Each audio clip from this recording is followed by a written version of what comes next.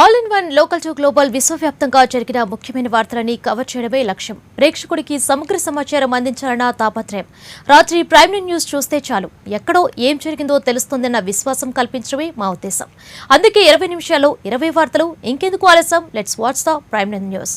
Details చూస్తే ఆంధ్రప్రదేశ్లో కొత్త జిల్లాల ఏర్పాటుకు ముహూర్తం ఖరారైంది. ఏప్రిల్ 4వ తేదీన ఉదయం 9:05 నుంచి కొత్తగా 9:45 మధ్య కొత్త జిల్లాల అవతరణ జరగనుంది. ఈ మేరకు ఆంధ్రప్రదేశ్ రాష్ట్ర కొత్త జిల్లాలకు రాష్ట్ర కేబినెట్ ఆమోదముద్ర పడింది.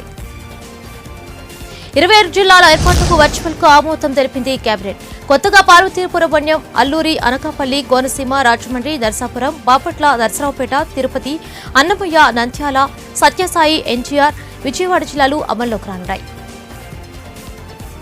పలాస, బొప్పిలి, చీపురుపల్లి, భీమిలి, కొత్తపేట, భీమవరం, ఉయ్యూరు, తిరువూరు, నందిగామ, బాపట్ల, చీరాల, సత్తెనపల్లి, ఆత్మకూరు, డోన్, గుంతకల్, ధర్మవరం, పుట్టపర్తి, రాయచోటి, పలమనేరు, కుప్పం, శ్రీకాళహస్తి రెవెన్యూ డివిజన్లు ఏర్పాటు చేశారు.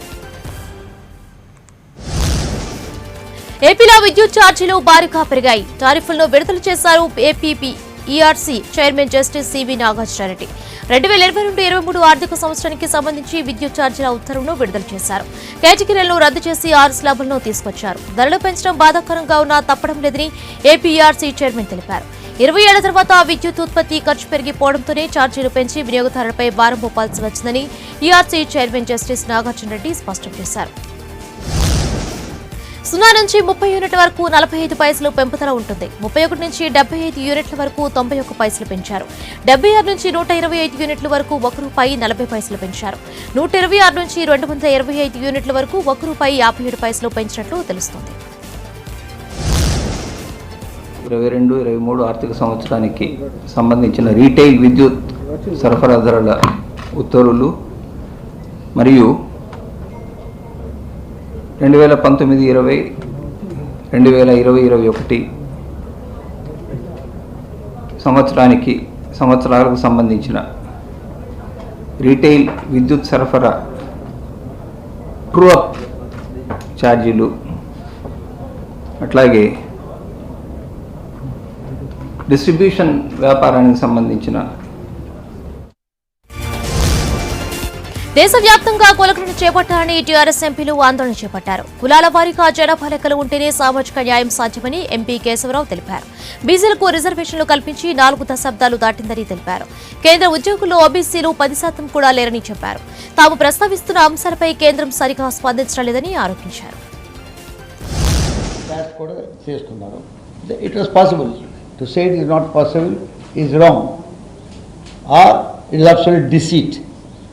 ఎవరినో ధోకా ఇవ్వడమే ఉంటుంది కానీ జరగలేదు అని చెప్పి మొన్న సుప్రీంకోర్టు లోపల సెంటర్ ఒక అఫిడవిట్ సబ్మిట్ చేసి దాంట్లో ఎంత వర్డ్ యూజ్ చేసిందంటే ఇట్ ఈజ్ అన్యూజబుల్. వాళ్ళు ఏమన్నారు, submit maintain the socio economic and caste census of 2011 ఏదైతే అయిందో మన 2011 లోపల పార్లమెంట్లో తెలంగాణకు సంబంధించిన అంశాలు లేవనెత్తామని ఎంపీ నాగేశ్వరరావు అన్నారు. ఎన్నో ఏళ్ల నుంచి కులగణన అంశం పెండింగ్లో ఉందన్న ఆయన గతంలో ఈ అంశంపై ప్రభుత్వం హామీ ఇచ్చిందని తెలిపారు. దేశ ప్రయోజనం కోసం కులగణన చేపట్టాలని నామా కోరారు. జనగణన గురించి ఏమాత్రం కూడా పట్టించుకోలేదు. అందులో భాగంగానే మా నాయకుడు కేసీఆర్ గారు తెలంగాణ వచ్చిన తర్వాత తెలంగాణలో తీర్మానం చేసి ఏకగ్రీవ తీర్మానం చేసి ఈ కేంద్రాన్ని పంపించడం జరిగింది. మేము తెలంగాణ ప్రజలందరం కూడా, తెలంగాణ ప్రభుత్వం ప్రజలం అందరం కూడా ఈ యొక్క కుల జనగణనకి ఎమ్మట చేపట్టాలని మొత్తం యావత్ అసెంబ్లీ సాక్షిగా తీర్మానం చేసి అక్కడికి టీఆర్ఎస్ నాయకులు ఫోటోల మీద, ట్విట్టర్ల మీద ఉన్న మోజు రైతుల మీద లేదన్నారు పీసీసీ చీఫ్ రేవంత్ రెడ్డి. మోదీపై కేసీఆర్ యుద్ధం చేస్తున్నది నిజమైతే ఢిల్లీలో నిరాహార దీక్ష చేయాలన్నారు. కేంద్ర ప్రభుత్వం దిగివచ్చి తెలంగాణ రైతులు పండించిన ప్రతి గింజ కొనే వరకు పోరాటం చేయాలన్నారు. చివరి గింజ వరకు ఎఫ్సిఐ ద్వారా కొనాలి అనే ఏకైక డిమాండ్ తోటి, ఏకైక లక్ష్యంతో టీఆర్ఎస్ మోడీ ప్రభుత్వం మీద పోరాటం చేయాలి. ఈ పోరాటంలో ఆయన తాబేదారులు, ఆయన బండ్రు రైతుల ఆత్మహత్యలకు టీఆర్ఎస్ బీజేపీ పార్టీలే కారణమన్నారు రేవంత్ రెడ్డి. టీఆర్ఎస్ బీజేపీ పరస్పరం నిందించుకుంటూ రైతుల జీవితాలను ఫణంగా పెడుతున్నాయని ఆరోపించారు. పెద్ద నోట్ల రద్దు, జీఎస్టీ, ఎన్ఆర్సీ అని అన్ని విషయాల్లో కేసీఆర్ కేంద్రానికి అండగా నిలిచాడని గుర్తు చేశారు. ఇంతకాలం కలిసి కాపురం చేసి ఇప్పుడు వేరపడుతున్నాం కాబట్టి నేను మంచోడిని కేసీఆర్ చెప్పుకుంటున్నాడని ఎద్దేవా చేశారు. ప్రతి బిల్లుకు మోడీ పక్కన పడుకున్నది టీఆర్ఎస్ పార్టీ. 8 ఏళ్ళు మోడీతో సంసారం చేసి పిల్లలు పుట్టి పెరిగి పెద్దగైనాక ఇప్పుడు నేను ఇడిచిపెడతా మొగుడిని కాబట్టి నన్ను మంచోడు అనుండి పతివ్రత అనుండి అని కేసీఆర్ ఊరి మీద తిరుగుతున్నాడు. కేంద్ర ప్రభుత్వాన్ని దోషిగా నిలబెట్టడానికి ఇవాళ టీఆర్ఎస్ రైతులను ఫనంగా పెడుతుంది. రైతుల జీవితాలతో చెలగాట మాడుతున్నారు. మోడీతో కొట్లాడొద్దని కానీ మోడీని కొనవద్దని కాంగ్రెస్ చెప్తలేరు. 8 ఏళ్ళు అంటగాగింది మీరు. తెలంగాణ కాంగ్రెస్ నేతలతో రాహుల్ గాంధీ భేటీ ముగిసింది. ఇటీవల టీ కాంగ్రెస్ లో నెలకొన్న పరిస్థితులపై చర్చించేందుకు రాహుల్తో సమావేశమయ్యారు. పార్టీలో అంతర్గత కుమ్ములాటలు పెరిగిన నేపథ్యంలో అధిష్టానం టీ కాంగ్రెస్ నేతలకు ఐక్యంగా కలిసి పనిచేయాలని దిశానిర్దేశం చేశారు. రాహుల్తో భేటీ అయిన వారిలో మాణిక్యం ఠాగూర్, రేవంత్ రెడ్డి, గీతారెడ్డి, ఉత్తమ్ కుమార్ రెడ్డి, పొన్నాల లక్ష్మయ్య, మహేష్ గౌడ్ తదితరులున్నారు. కాంగ్రెస్ పార్టీ సభ్యత్వ నమోదు కార్యక్రమం పూర్తయిన సందర్భంగా భవిష్యత్ కార్యాచరణపై రాహుల్ తెలంగాణ నేతలతో చర్చించినట్లు తెలుస్తోంది. సభ్యత్వ నమోదు కార్యక్రమంలో మిగతా అన్ని రాష్ట్రాల కంటే అధికంగా ఉన్న తెలంగాణ పీసీసీ అత్యధిక సభ్యత్వం చేర్పించింది. దాదాపు 40 లక్షల సభ్యత్వాన్ని చేర్పించింది. ఈ నేపథ్యంలో పార్టీని మరింత బలోపేతం చేయడంపై రాహుల్ దిశానిర్దేశం చేశారు. టీపీసీసీ చీఫ్ రేవంత్ రెడ్డిపై ప్రభుత్వ విప్ అల్కా సుమన్ సంచలన ఆరోపణలు చేశారు. ఎన్నికల సమయానికి రేవంత్ రెడ్డి కాంగ్రెస్ పార్టీని బీజేపీలో కలిపేస్తారని ఆరోపించారు. రాహుల్ గాంధీ ట్వీట్ల మీద దృష్టి పెట్టడం మానేసి రేవంత్ రెడ్డిపైన దృష్టి పెట్టారని సూచించారు. గుజరాత్ మోదీ షాలకు బీజేపీ నేతలు గులాంలుగా మారారని, గాంధీ కుటుంబానికి కాంగ్రెస్ నేతలు బానిసలుగా మారారని ఆరోపించారు. కేటీఆర్ గురించి మాట్లాడే అర్హత రేవంత్ రెడ్డికి లేదని తెలిపారు. రాహుల్ గాంధీని కోరుకున్నా, రేవంత్ రెడ్డి బారి నుండి నీ కాంగ్రెస్ పార్టీని కాపాడుకో. ట్వీట్లు చేసుడు బంద్ పెట్టి రేవంత్ రెడ్డి బారి నుండి నీ కాంగ్రెస్ పార్టీని ఎట్లా కాపాడుకుంటావో దాని మీద రాహుల్ గాంధీ దృష్టి పెట్టాలని చెప్పి నేను కోరుతా ఉన్నా. అదేవిధంగా రేవంత్ రెడ్డి కూడా పిచ్చి పిచ్చి మాటలు మాట్లాడు బంద్ చేయాలి. ఇవాళ తెలంగాణ ప్రజలు కూడా గమనిస్తూ ఉన్నారు. ఇవాళ భారతీయ జనతా పార్టీ అయినా కాంగ్రెస్ పార్టీ అయినా గుజరాతీ మోడీ షాలకు గులాములుగా మారిన వాళ్ళు తెలంగాణ బీజేపీ నాయకులు. ఢిల్లీ గాంధీలకు ఢిల్లీలోని జంతర్ మంతర్లో జాతీయ బీసీ సంక్షేమ సంఘం అధ్యక్షులు ఆర్ కృష్ణయ్య మహాధర్నా చేపట్టారు. పార్లమెంట్లో బీసీపీలో ప్రవేశపెట్టి బీసీలకు 50% రిజర్వేషన్లు కల్పించాలంటూ డిమాండ్ చేశారు. దేశంలోని 75 కోట్ల మంది బీసీలకు రాజ్యాంగపరమైన హక్కులు, మానవ హక్కులు కల్పించకుండా కేంద్ర ప్రభుత్వం అణచివేస్తుందన్నారు. బీసీల అభివృద్ధికి కేంద్ర ప్రభుత్వం ఎలాంటి చర్యలు తీసుకోవడం లేదన్నారు.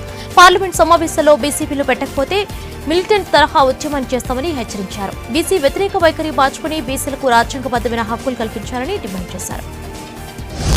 తెలంగాణ, కర్ణాటక, తమిళనాడు నుంచే కాకుండా ఉత్తరప్రదేశ్ నుంచి కూడా ఈరోజు కొంతమంది నాయకులు వచ్చి ఈ ఉద్యమంలో పాల్గొన్నారు. కేంద్ర ప్రభుత్వము బీసీ వ్యతిరేక వైఖరిని మార్చుకోవడం లేదు.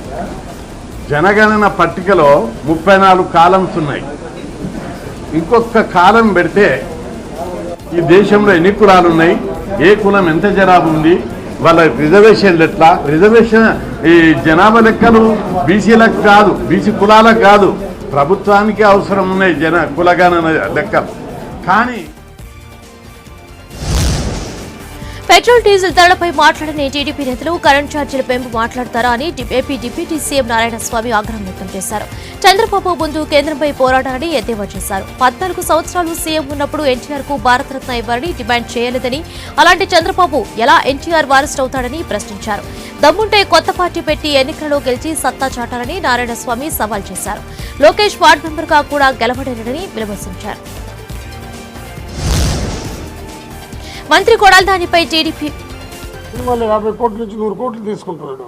ఆయన దగ్గర వర్క్ చేసే వాళ్ళు ఎన్ని కోట్లు తీస్తున్నారా, ఎన్ని వేలు ఇస్తున్నారా? దాన్ని మీరు కూడా గుర్తించలేదు. పవన్ కళ్యాణ్ కూడా మీ ద్వారా నేను రిక్వెస్ట్ చేస్తున్నా, పవన్ కళ్యాణ్ నువ్వు కూడా ఏదో మన రాజ్యానికి రావాలని తపన పడుతున్నావు, ముఖ్యమంత్రి కావాలని ఆశగా ఉంటే నువ్వు సపరేట్గా పార్టీ పెట్టు. నీ పార్టీ మంత్రి కొడాలి నానిపై టీడీపీ నేత బుద్దా వెంకన్న ఫైర్ అయ్యారు. ఎన్టీఆర్ కుటుంబ సభ్యులపై కొడాలి నాని చేసిన వ్యాఖ్యలపై ఆగ్రహం వ్యక్తం చేశారు.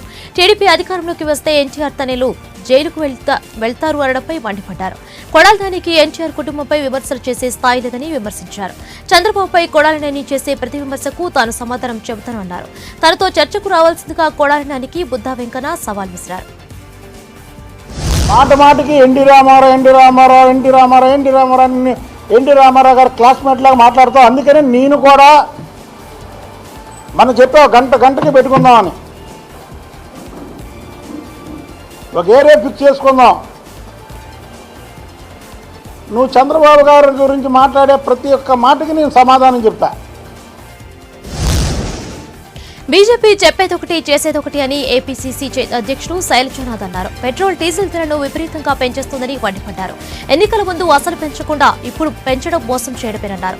ప్రజలను దోచుకోవడానికి అధికారంలోకి వచ్చారని నిలదీశారు. చంద్రబాబు తెలంగాణలో కూర్చొని ఏపీ పాలనపై బురద చల్లుతున్నారన్నారు. మంత్రి పెద్దిరెడ్డి రామచంద్రారెడ్డి అన్నారు. వైసీపీని సీఎం జగన్ ని కించపరిచేందుకు మాత్రమే వ్యాఖ్యలు చేస్తున్నారని మండిపడ్డారు. చంద్రబాబు టీడీపీకి మాత్రమే ఇది సైకో పాలనలా కనిపిస్తోందని ఆగ్రహం వ్యక్తం చేశారు. డబ్బులతో ఎన్నికలకు వెళ్లే సంస్కృతి టీడీపీది కానీ వైసీపీలో అలాంటి సంస్కృతి లేదని అన్నారు. జగన్ సీఎం అయ్యాక ఏ కుటుంబమూ ఆర్థిక చింతలు లేకుండా ఆదుకుంటున్నామన్నారు. కరోనా సమయంలో కూడా ప్రభుత్వం అన్ని వర్గాలకు అండగా నిలిచిందన్నారు. దళిత బంధు ఆరోపణలపై స్టేషన్ కాన్పూర్ ఎమ్మెల్యే తాడికొండ రాజయ్య స్పందించారు. తాడికొండ వంశంలో పేదలు ఉండరా, ప్రజాప్రతినిధులు దళిత బంధుకు అనర్హులా అంటూ ప్రశ్నించారు. దళిత బంధు లబ్ధిదారుల ఎంపికలు ఎక్కడ తప్పు చేయలేదన్నారు రాజయ్య. తన వ్యక్తిగత దోషులను చేయరని, తనపై కారుకూతలు పూస్తే సహించరని హెచ్చరించారు. తన విజయాలు చెప్పి వచ్చే ఎన్నికలలో పోటీ చేస్తారని తెలిపారు. ప్రతిపక్షాలు దళిత బంధుపై అవగాహన చేసుకుని మాట్లాడాలని సూచించారు. టీడీపీకి చెందిన పద్మావతి నిలయంలో కొత్తగా కలెక్టరేట్ ఏర్పాటుకు సుప్రీంకోర్టు గ్రీన్ సిగ్నల్ ఇచ్చింది. జిల్లా కలెక్టర్ ఇచ్చిన ప్రొసీడింగ్స్ పై జోక్యం చేసుకోవడానికి నిరాకరించింది. హైకోర్టు డివిజన్ బెంచ్ ఆదేశాలపై స్టే ఇవ్వడానికి నిరాకరిస్తూ తాత్కాలికంగా కలెక్టర్ కార్యాలయం ఏర్పాటుకు అభ్యంతరం ఎదుర్కొని న్యాయస్థానం పిటిషనర్ను ప్రశ్నిస్తూ ఈ కేసును కొట్టివేసింది. కాగా పద్మావతి నిలయంలో కలెక్టరేట్ ఏర్పాటు వద్దంటూ దాఖలైన పిటిషన్ విచారించిన AP high court single judge petitioner కు అనుకూలంగా తీర్పు ఇచ్చారు. ఏపీ ప్రభుత్వం ఈ తీర్పును సవాల్ చేస్తూ హైకోర్టు డివిజన్ బెంచ్ ను ఆశ్రయించింది. విచారణ జరిపిన డివిజన్ బెంచ్ పద్మావతి నిలయంలోనే కలెక్టరేట్ ఏర్పాటుకు అనుమతి ఇస్తూ తీర్పు వచ్చింది. ఈ తీర్పును బీజేపీ నేత భాన్ ప్రకాష్ రెడ్డి సవాల్ విసురుతూ సుప్రీంకోర్టులో పిటిషన్ వేశారు. దీనిపై విచారణ జరిపిన న్యాయస్థానం ఈ మేరకు తీర్పునిచ్చింది. రాజమండ్రిలో డ్వాక్రా మహిళలకు టోకరా వేసింది యానిమేటర్. యూనియన్ బ్యాంకులో డ్వాక్రా మహిళలు జమ చేసిన మొత్తాన్ని స్వంతానికి వాడుకుంటాయి. మహిళల నుంచి ప్రతి నెలా కట్టించుకున్న మొత్తం యానిమేటర్ అకౌంట్లో జమ చేయలేదు. దాదాపు 35 లక్షల వరకు మాయమవడంతో మహిళలు యానిమేటర్ని నిలదీశారు. దీంతో యానిమేటర్ బ్యాంకులోనే యాసిడ్ తాగింది. అపస్మారక స్థితికి వెళ్లిన యానిమేటర్ను బ్యాంక్ సిబ్బంది వెంటనే రాజమండ్రి ప్రభుత్వ ఆసుపత్రికి తరలించారు. 6 నెలలుగా డబ్బులు జమ చేస్తున్న డ్వాక్రా మహిళలు తమ అకౌంట్లో డబ్బులు లేకపోవడం చూసి అవాక్కయ్యారు. బ్యాంక్ మేనేజర్ని నిలదీయడంతో తమకు సంబంధం లేదని యానిమేటర్ని అడగాలని చెప్పాడు. దీంతో డ్వాక్రా మహిళలు యానిమేటర్పై పోలీస్ స్టేషన్లో ఫిర్యాదు చేశారు. హైదరాబాద్ నుంచి యాదగిరిగుట్ట కొండపైకి యాదాద్రి దర్శనానికి వెళ్లే భక్తుల కోసం నూతన మినీ బస్సులను ఉప్పల్ రింగ్ రోడ్ నుంచి RTC chairman Bachireddy Govardhan, MD VC Sajjanar, Uppal MLA Bethi Subhash Reddy ప్రారంభించారు. ఈ సందర్భంగా ఆర్టీసీ టికెట్లు రేట్లు పెంపై ఆర్టీసీ చైర్మన్ స్పందించారు. పెరిగిన ఛార్జీలపై ప్రభుత్వానికి సంబంధం లేదని, ఇది ఛార్జీల పెంపు కాదని, సెస్ మాత్రమే అని తెలిపారు. టోల్ ప్లాజా డబ్బులు ఆర్టీసీనే భరిస్తుందని తెలిపారు. తద్వారా ఏటా 70 నుంచి 100 కోట్ల నష్టం కలుగుతుందని తెలిపారు. ఇంత చేసిన రోజుకు 6 కోట్ల రూపాయలు నష్టపోతున్నామని తెలిపారు. ధరలు పెంచిన ఛార్జీలు పెంచలేదు, త్వరగా పెంచాలని కూడా కోరుతున్నాం. మేము పెంచినా కానీ నష్టాల నుంచి పైకి వస్తుంది తప్ప మరి లాభాలు మాత్రం పోవడం లేదు. ప్రజలు గమనించాలి. మేమేదో పెంచడమని ఛార్జీలు పెంచమని బెమ్మలు ఎత్తడం కరెక్ట్ కాదు. పెద్ద మొత్తంలో పెంచారు. 5 రూపాయలు పెంచారు. కొన్ని సిటీలో కావచ్చు 4వ స్టేజ్ నుంచి 5 స్టేజ్లకు. మరోవైపు వీఆర్ఎస్ పథకానికి 2000 మంది పేర్లు నమోదు చేసుకున్నట్లు ఆర్టీసీ ఎండీ సజ్జనార్ ప్రకటించారు. వీఆర్ఎస్ కోసం ఎవరిని బలవంతం చేయడం లేదని అన్నారు. వీఆర్ఎస్ నమోదు చేసుకున్న వారి కోసం ప్రత్యేక ప్యాకేజ్ సిద్ధం చేస్తున్నామని తెలిపారు. త్వరలోని ఆర్టీసీలో ఉన్న ఖాళీలను భర్తీ చేస్తామని ప్రకటించారు. బాలీవుడ్ చిత్రం ది కాశ్మీరీ ఫైల్స్ లో ఢిల్లీ ముఖ్యమంత్రి అరవింద్ కేజ్రీవాల్ ఇటీవల చేసిన వ్యాఖ్యలకు నిరసనగా బీజేపీ యువమోర్చా చేపట్టిన ఆందోళన తీవ్ర ఉద్రిక్తతలకు దారితీసింది. సీఎం ఇంటి ముందు ఆందోళనకు దిగిన నిరసనకారులు పోలీసులతో వాగ్వాదానికి దిగారు. ఈ క్రమంలోనే పార్కెట్లను దాటుకుని వచ్చి కేజ్రీవాల్ నివాసం వద్ద ఉన్న సీసీటీవీ కెమెరాలు గేటును ధ్వంసం చేశారు. సీఎం ఇంటి గేటుకు కాషాయ రంగు అద్దారు. బీజేపీ యువమోర్చా అధ్యక్షుడు ఎంపీ తేజస్వి సూర్య నేతృత్వంలో ఈ ఆందోళన జరిగింది. ఆందోళనలో పాల్గొన్న తేజస్వి సూర్య పార్కెట్లు ఎక్కుతున్న దృశ్యాలు సోషల్ మీడియాలో చక్కర్లు కొడుతున్నాయి. దాదాపు 150 నుంచి 200 మంది ఈ ఆందోళనలో పాల్గొన్నట్లు పోలీసులు వెల్లడించారు. నిరసనకారులను అడ్డుకున్న పోలీసులు దాదాపు 70 మందిని అదుపులోకి తీసుకున్నారు. ఈ ఘటనపై న్యాయపరమైన చర్చలు తీసుకుంటామని పోలీసులు తెలిపారు. ఉగాది పండుగకు ముందే ప్రభుత్వ ఉద్యోగులకు కేంద్రం శుభవార్త చెప్పింది. కరువు భత్యం 3% పెంచుతున్నట్లు ప్రకటించింది. కేంద్ర కేబినెట్ సమావేశంలో ఈ నిర్ణయం తీసుకున్నారు. ఉద్యోగులకు ఇచ్చే డీఏ, పెన్షన్లకు ఇచ్చే డీఆర్ను 3% పెంచేందుకు కేంద్ర మంత్రివర్గం అంగీకరించింది. ప్రస్తుతం కేంద్ర ప్రభుత్వ ఉద్యోగుల డీఏ 31%గా ఉండగా తాజా నిర్ణయంతో అది 34%కి చేరుతుంది. కాగా పెంచిన ఈ డీఏ ఏడాది జనవరి 1వ తేదీ నుంచి అమల్లోకి వస్తుందని కేబినెట్ సమావేశం తర్వాత విడుదల చేసిన అధికారిక ప్రకటనలో పేర్కొంది. కేంద్ర ప్రభుత్వం నిర్ణయంతో 47,68,000 మంది కేంద్ర ప్రభుత్వ ఉద్యోగులకు, అలాగే 68,62,000 మంది పింఛన్దారులకు ప్రయోజనం చేకూరుతుంది. డీఏ పెంపుతో కేంద్ర ఖజానాపై ఏటా 9,541 కోట్ల అదనపు భారం పడుతుంది. పొరుగుదేశం పాకిస్తాన్లో రాజకీయంగా కీలక పరిణామాలు చోటు చేసుకునే అవకాశాలు కనిపిస్తున్నాయి. ఇప్పటికే పాక్ ప్రధానిపై విపక్షం ప్రవేశపెట్టిన అవిశ్వాస తీర్మానం నెక్కి దిశగా వేగంగా పరిణామాలు మారిపోయాయి. ఇమ్రాన్ సొంత పార్టీ నేతలకు కూడా విపక్షానికి మద్దతుగా నిలిచారు. ఈ క్రమంలో పాక్ ప్రధాని పదవికి ఇమ్రాన్ ఖాన్ రాజీనామా చేయక తప్పదన్న వాదనలు బలంగా వినిపిస్తున్నాయి. ఇలాంటి కీలక సమయంలో ప్రధాని హోదాలో ఇమ్రాన్ పాకిస్తాన్ ఆర్మీ చీఫ్, ఆ దేశ గూఢచార సంస్థ ఇంటర్ సర్వీసెస్ ఇంటెలిజెన్స్ చీఫ్లతో ప్రత్యేకంగా భేటీ అయ్యారు. మధ్యాహ్నం ఇస్లామాబాద్ లో ఇమ్రాన్ అధికారిక నివాసంలో ఈ భేటీ జరిగింది. వారిద్దరితో సమావేశమైన తర్వాత ఖాన్ ఛాతీని ఉద్దేశించి ప్రసంగించాలనుకున్న ప్రతిపాదనను విరమించుకున్నారు.